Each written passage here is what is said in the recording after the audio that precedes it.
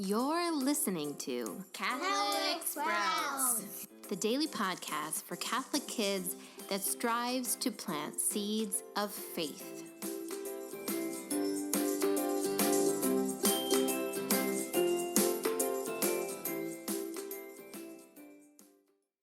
How you doing, Sprouts? Today is September 6th, 2019, and our topic today is battle. Battle is our final topic in this little mini-series on holiness for boys. At first, we talked about identity, that we are first sons of God. Then we talked about obedience, how obedience for a boy is their first virtue that they need to cultivate, right? We need to be obedient to our parents, and this is mentioned time and again in Scripture. Then we talked about adventure and the need to go out and take on things that we might not be familiar with or comfortable with.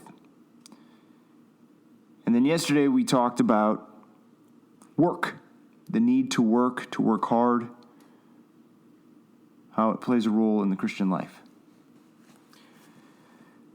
And as we talked about kind of one of the first missions that God gave to the man in the garden, to till the garden, today we talk about the other mission that God gave the man in the garden, to keep the garden. And another way to look at the word keep is to think of it as to protect the garden. You see, boys, because you are boys, you are also protectors.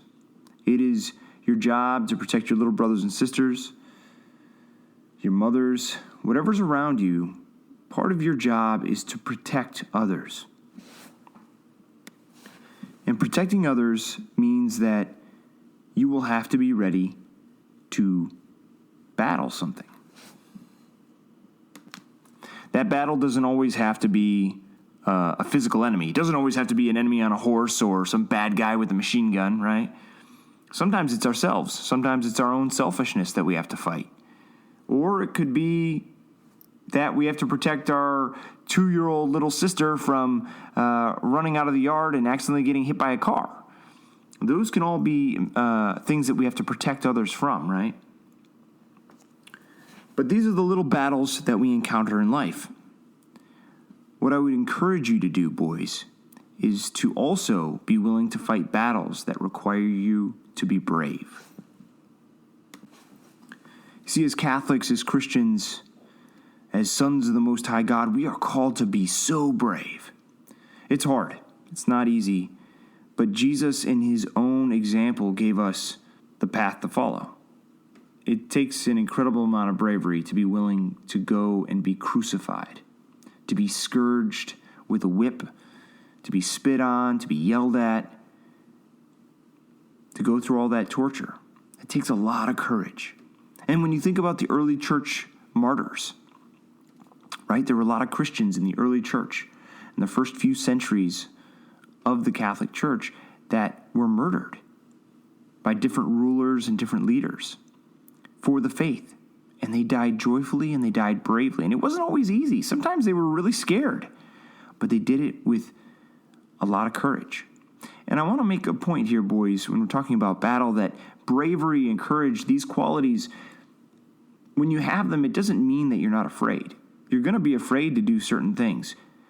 It means that you still do the right thing, even though you are afraid. You still choose to do what is right in the face of fear.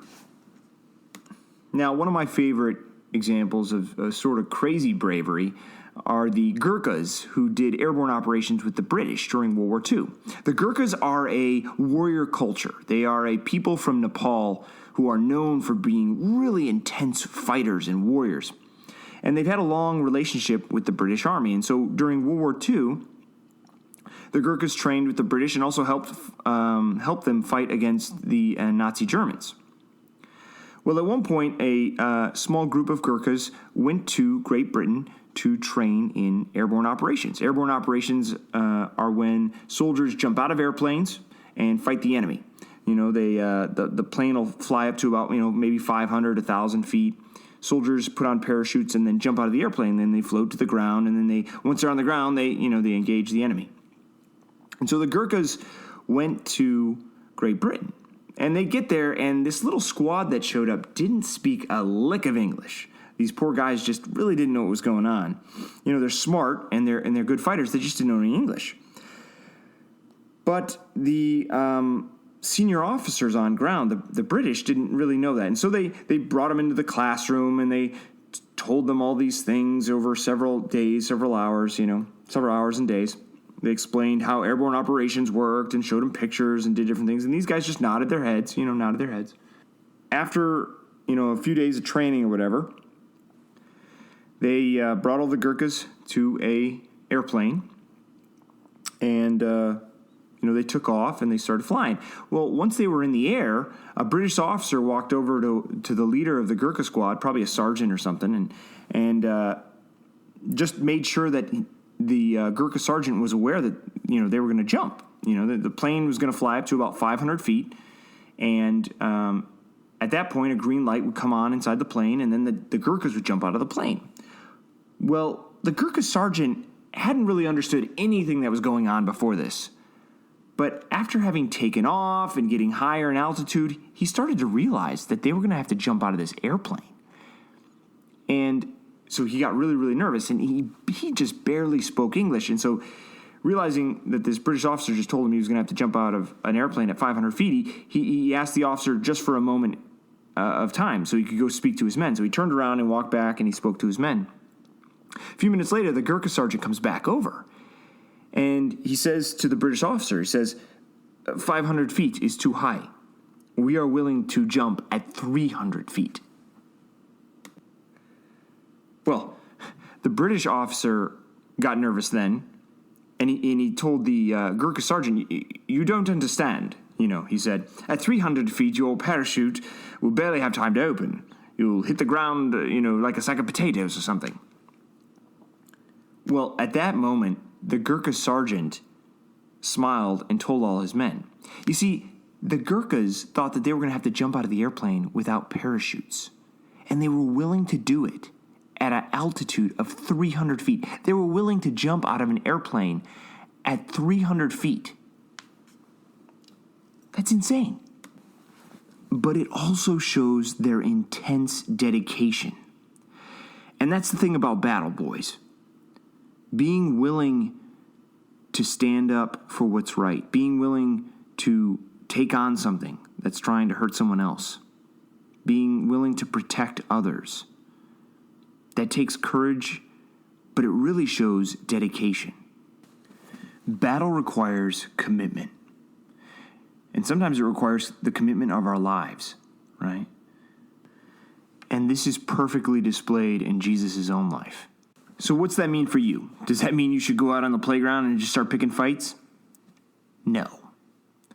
But it does mean that as a boy, as a son of God, you should stand up and protect others. No matter the circumstance, time, or place, find a way to protect others and do what's right, even when you're afraid. The challenge for today is to confront someone who says something that is mean or untrue. Now, I don't want you to go out there and just yell at somebody or freak out or do something like that. But when you confront someone, you should address the issue firmly and directly and gently. Right? We always want to speak the truth with love. All right, boys, that's all I have for you today. Go find yourselves an early morning, the wind at your back, and the hollows of high adventure. That's it for Catholic Sprouts today. We'll be back tomorrow, but until then, continue to grow in your faith and truly sprout into the beautiful creation that God intended you to be.